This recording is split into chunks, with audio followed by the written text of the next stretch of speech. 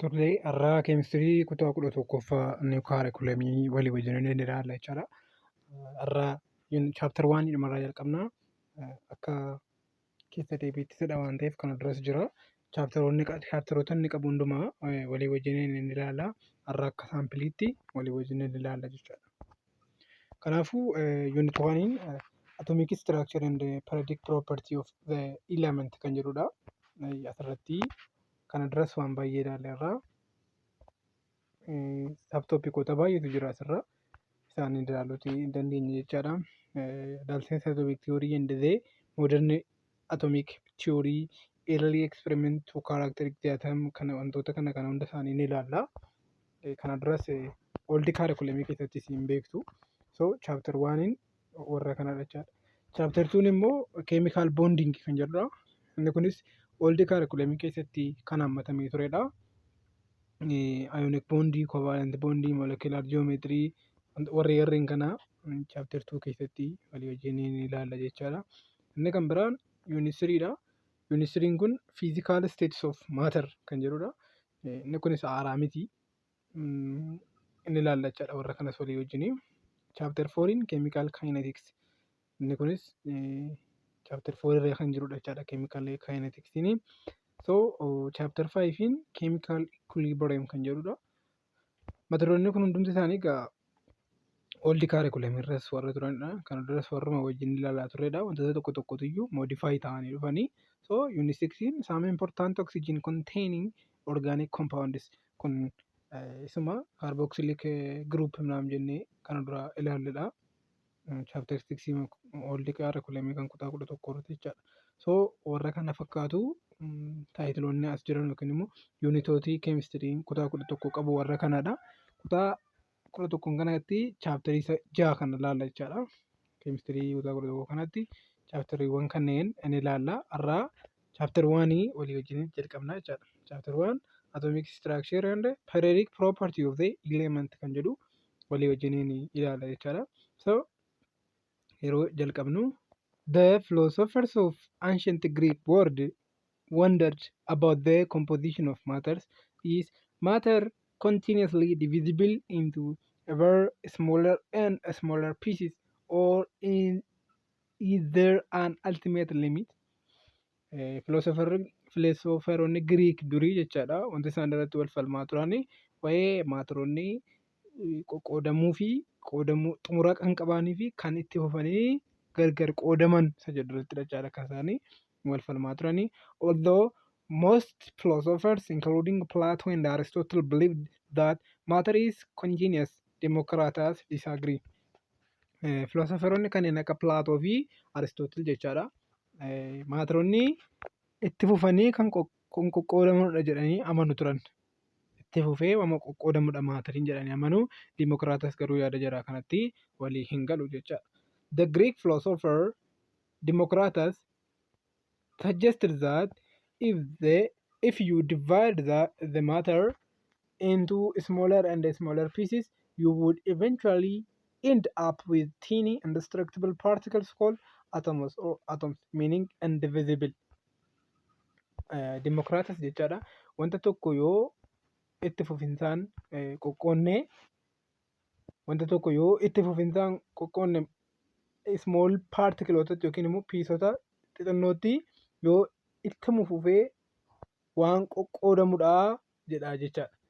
Waan qoqqoodamu ta'ee xumura irratti wanta xinnoo wanta qoodamuu hin dandeenye argachuu dandeenya. Isa kanas maal jedhee moggaase? Atomos jedhee moggaase jechaadha. Atomos jechuun jecha afaan Giriik yoo ta'u atomos isaarra jennu jechaadha. Innis indivisible. Tuqaa tokko wanta hin qoodamne bira geenya dhaabbanna jechaadha. Akka yaada Democritus kanatti qoonnee xumura irra geenyee wanta hin qoodamne itti baana. Wanti hin qoodamne sun atoms jedhamti jedha jechaadha Democritus. Aristooteliif Plaatoon faan garuu faallaa kanaati. Wanta irra geenyee dhaabbannu hin qabnu ittuma fufnee qoqqoonnaa jedhu jechaadha. Fakkeenyaaf waraqaa fudhannee yoo ilaalle waraqata tokko yoo kukkunne xumurarraa waan irra geenyee dhaabbannu qabna. Nuucituu wanta hin dandeenye wanta xinnootu jira jedha Democritus.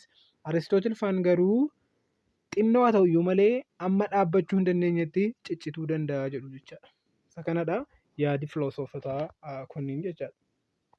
Here is his ideas were based on philosophical speculation rather than experimental evidence. Yaadi isaa kun jechaadha. Yaadi jaraa kun kan Aristootelis dabalatee inni garuu asumatti his idea waan jedhuuf kan dimokiraatas jechaadha. Philosophical irratti kan hundaa'edha jechaadha. Philosophical speculation kan qofa irratti kan hundaa'edha. Maal irratti hundaa'u jechaadha. Experimental evidence yookiin immoo qorannoo irratti kan hundaa'e miti yaaduma mataa isaatiin kan dubbatedha jechaadha. The ideas of Democrats were not widely accepted until 1880 after nearly 2000 years.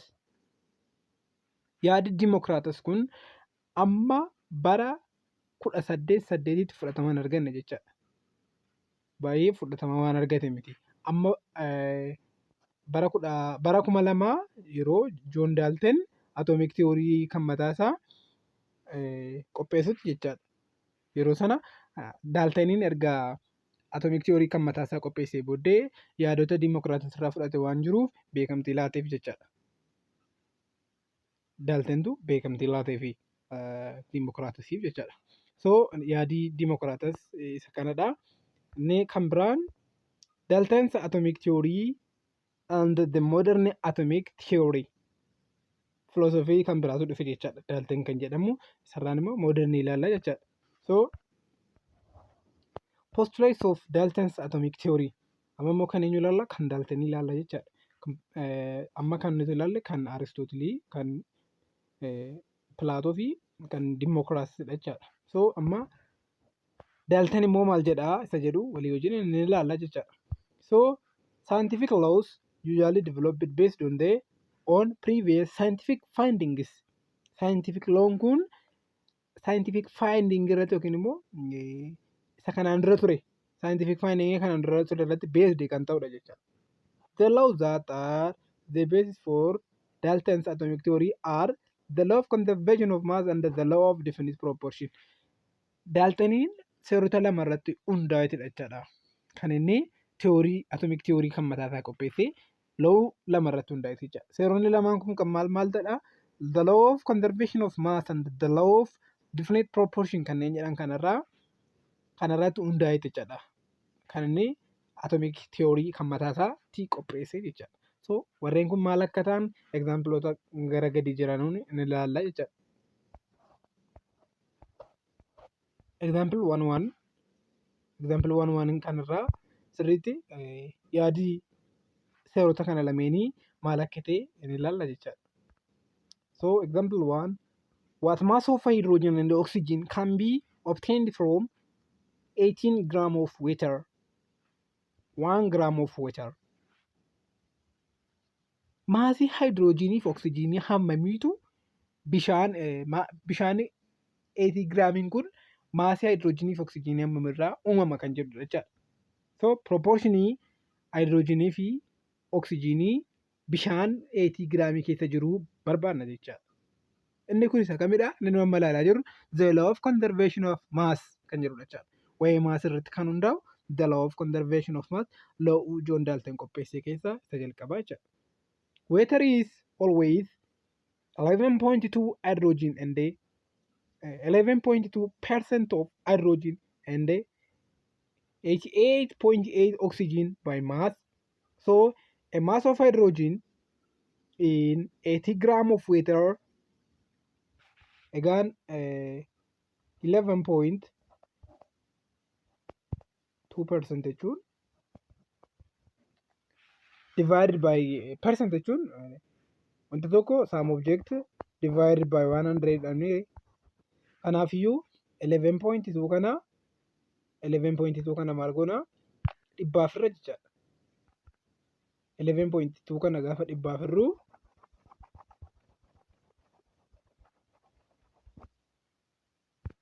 11.2 kana gaafa dhibbaaf irruu meeqa dhufa? 0.112. Isa kana kamiin baay'isnaa? Kan hydrogenidha kan barbaadaa jirru waan ta'eef isa bishaanii sanaan baay'isna jechaadha. Bishaan immoo 80 giraamii jenneerra. Kanaafiyyuu giraamiin oksijiinii giraamiin hydrogenii achi keessa jiru bishaan 80 giraamii keessa jiru meeqadha? 2.2 dhufa jechaadha. kan haayidroojinii ammamtaan haayidroojinii weetarii giraamii 18 keessa jiru 2.2 jechaadha gabaabaadhumatti. So kan haayidroojinii erga arganne immoo kan oksijiinii karaa bifuma ammaatiin deemuuti dandeenya. Bifuma ammaatiin gaafa deemnu 88.8 kan jedhu kana 88.8 divided by 100 gaafa goonu meeqa dhufa? 0.888 kana karaa 18 baay'isnee 15.96 argachuu dandeenya jechaadha. Inni kun bishaan 80.0 keessa yookiin immoo bishaan 80 giraamii keessaa harki 15.98 oksijiiniidha jechaadha. Isa kana yookiin kan haayidroojinii 2.02 erga argannee booddee 18 hir'isuu kana jechuutii dandeenya jechaadha. Kan oksijiinii. So innis meeqa dhufa? 15.98 dhufa jechaadha. So een kana fakkaata. Kun gabaabumatti maal nu hubachiisa? The law of conservation of mass kan jedhu sana nu hubachiisa jechaadha. Biirratti kan argamu isa kana jechaadha. Bifa wal fakkaataatiin hojjenna. Mass of hydrogen in 1 gram of water 0.112 asitti arganne jechaadha. Bishaan tokko kan kennu persentii 11.2 oksijiinii fi persentii 88.8 oksijiinii erga jenneetii booddee. Kanaafuu bishaan waliigalli isaa giraama tokko ta'e keessa oksijiinii hammamtu jira? Haayidroojinii hammamtu jira isa jedhu ilaaluutiif immoo 0. isa kana jalqaba irratti irratti hojjenneerra waan ta'eef isinitti gaaffintu jedhee yaada. 0.112 times 1 gram. So amount of oxygen in this water is 0.112. Haayidroojiniin as keessa jiru 0.112 ta'a jechaadha. Mass of oxygen in 1 gram water 0.88 times 1 gram. So the amount of oxygen in 1 gram of water is 0.88 gram or akka nama isiniin jedhetti 1 minus isa asitti arganne irraa hir'isna jechaadha. Isheen hafte sun oksijiiniidha jechaadha. So kana fakkaata jechaadha. The law of conservation of mass isinii galeera jedhee yaada. Waan isiniin galle jiraate koomentii jalatti barreessuutiin hin dagatinaa. So amma immoo law isa lammaffaa ilaalla jechaadha. Innis law of definite proportion kan jedhu sana inni ilaalla jechaadha. As biratti the following data collected for several compounds of nitrogen and oxygen. So data kana ilaalla jechaadha. Data kana jira. Data kana irratti hundoofneeti inni ilaalla jechaadha. The law of definite proportion kun akka ifa isiniif ta'u fedha. Example kun kan inni barbaachiseef jechaadha. So compound 1, compound A, compound B, compound C kan jedha. Mass of nitrogen that combines with 1 gram of oxygen.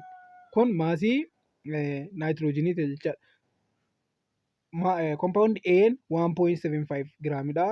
Compound B kana, compound C kanadha jechaadha. Isa kana irratti hundoofnee the law of definite proportion kan jedhu kana ibsina jechaadha. So for the law of multiple proportion to hold the ratio of the masses of nitrogen combining with 1 gram of oxygen in each pair of compounds should be small whole numbers. Considerate isiniif galuutii qaba jechaadha. The law of multiple proportion. Sorry, the law of definite proportion osoo hin taane the law of multiple proportion dha jechaadha. Duraan sadii ture yaada daaltaniin fidee innis tokko the law of conservation of mass ture, the law of definite proportion ture, inni amma haqameera. Inni kaariikulamii kana keessa hin jiru. Lama duwwaadha jechaadha kan isin ilaaltanu yookiin immoo kan isin beekuutii qabdanu. Innis the law of conservation of mass and the law of multiple proportion kan jedhu kana lamaan qofaadha jechaadha. So the law of multiple proportion kun jechaadha reeshoon maasota lamaa gaafa walii firamu small whole number ta'uutii qaba jechaadha. Small whole number jechuun maal jechuudha? Small whole number jechuun fakkeenyaaf 5 jechuun small whole number, 1 jechuun small whole number. Small whole number miti kan nuti jennu fakkeenyaaf 3.2 yoo ta'e point wanta qabu point something 1 point something inni kun small whole number miti. So small whole number dhaan ta'uutii qaba jechaadha. Multiple proportion agarsiisuutiif jechaadha. Kun asirratti sirriitti isiniif galuutii qaba. So data amma asirratti ilaalle kana waliif irra jechaadha. 1.7, 0.8 warra kana reeshoo isaanii baasna jechaadha. Reeshoo isaanii yeroo baafnu reeshoon isaanii sun maal ta'uuti qaba? Small whole number ta'uu qaba jechaadha. The law of multiple proportion ta'uudhaaf small whole number ta'uuti qaba jechaadha. So A over C fudhannee ilaalla fakkeenyaaf A'n keenya meeqadha? 1.750 dha. C'n keenya immoo 0.4357 kan jedhu jechuudha. Kun 4 over 1 dhufa. Akkamitti argatte yoo jettanii isa kana yoo afuriin baay'isne meeqa dhufa? Isa kana dhufa jechaadha. So A'n kun si'a afuriin caala jechaadha. C gabaabaadhumatti. So kun meeqa dhufa? Small whole number ta'a jechaadha. 4 dhufa.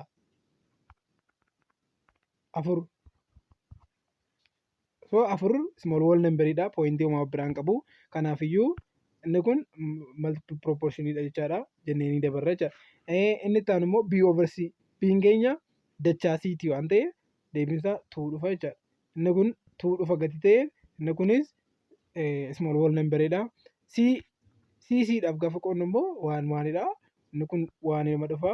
1 multiple proportion dha jechaadha. So gabaabaadhumatti the law of multiple proportion isa kana fakkaata. The law of conservation of mass immoo example garuu irratti ilaalle kana fakkaata jechaadha. Kanaafiyyuu inni kun siniif ifeera jedheetiin yaada. Postulates of modern atomic theory kan jedhus inni ilaalla jechaadha. Inni immoo maadha? Most of experiments conducted during the development of the modern atomic theory will be discussed in section 1.3 up to 1.6. In this section, generalization derived from the experiments are presented as postulates of modern atomic theory. The modern atomic theory is generally said to begin with John Dalton. Dalton's work was mainly about chemistry of atoms, how they compound to form new compounds rather than about the internal structure of atoms. The modern theory about the physical structures of atoms did not begin until J.J. Thomson was discovered the electron in 1897. So modern atomic theory kun immoo yaadota John Dalton kanarraa fudhatee warreen kana dura hojjetaa turan irraas fudhatee jechaadha. Atomic structure mataa isaanii qopheessan jechaadha. Atomic theory kan mataa isaanii qopheessan saayintistoonni walitti dhufanii jechaadha. Akka isa kana dura namni tokko mataa isaatiin ka'ee wanta dubbatu miti. Isayyuu immoo philosophical speculation irratti kan hundaa'an osoo hin taane experimental irratti jechaadha kan isaan hundaa'an isaanii yaaliidhaan kan isaan geggeessanudha jechaadha. So inni kanaan dura Daaltaniin fa'aa maalirratti kan hundaa'edha jechaadha. Istiraakcharii atomii sana irratti kan hundaa'edha. Internal istiraakcharii irratti kan hundaa'edha jechaadha. Fiizikaal irratti miti kan isaan hundaa'e. Fiizikaal istiraakcharii osoo hin taane internal istiraakcharii jechaadha. Filoosoferoonni kan hunduraa kan isaan hojjetaa turan Daaltanii dabalatee jechaadha. Mooderni tiyooriin immoo fiizikaal istiraakcharii irratti jechaadha. Inni kun yoom ta'edha? J.J. Thomson erga inni elektiroonii sana argate booddee fiizikaal istiraakcharii sana irratti hundaa'anii fiizikaal istiraakcharii atomii irratti hundaa'anii jechaadha. Aayidiyaa isaanii yookiin immoo atomic tiyoorii isaanii dhiyeessanii jechaadha. Kan Daaltanii keessa kuffisanii kan sirrii ta'e immoo dabarsanii kan mataa isaaniitti dabalanii xumuranii jechaadha. Konkuluud godhan jechaadha tiyoorii isaanii. So barumsi keenya irraa kana fakkaata. Yeroo itti aanu kan hafan walii wajjin itti uffanna jechaadha.